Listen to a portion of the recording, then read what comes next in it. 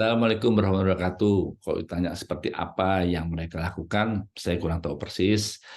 Namun yang pasti bahwa tindakan aborsi ini harus dilakukan oleh orang yang punya kompetensi dan wewenang. Ini penting sekali.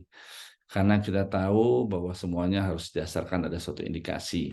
Bahkan dilakukan secara prosedur. Prosedurnya itu mulai dari pratindakan sampai setelah tindakan. Dan ini penting sekali karena semua tujuannya untuk keselamatan pasien, di mana ada proses-proses dari masalah anamnesa tentang adanya penyakit-penyakit pada pasien sendiri, itu semua sangat penting.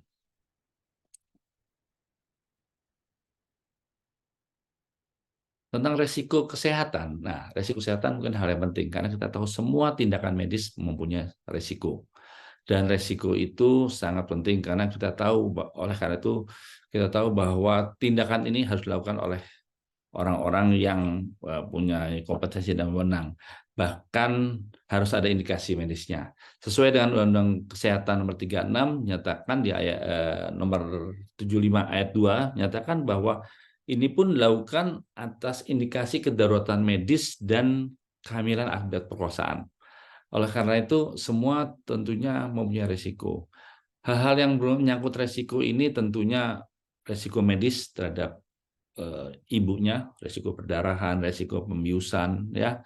Yang kedua juga tidak luput kemungkinan adanya risiko-risiko dalam hal kejiwaan. Jadi mental pasien-pasien yang melakukan aborsi ini juga perlu dilakukan suatu pembinaan, suatu pelayanan yang cukup baik. Inilah pentingnya bahwa tindakan-tindakan ini dilakukan di fasilitas yang baik dan memang ini harus ditunjuk oleh pemerintah. Soal masalah regulasi hukum, jadi kita tahu bahwa bukan banyak ya, ada sekitar 11% adanya unwanted pregnancy, perempuan-perempuan yang tidak menginginkan kehamilannya. Mungkin karena masalah janinnya atau kesiapannya, masalah sosial, atau masalah kesehatannya sendiri.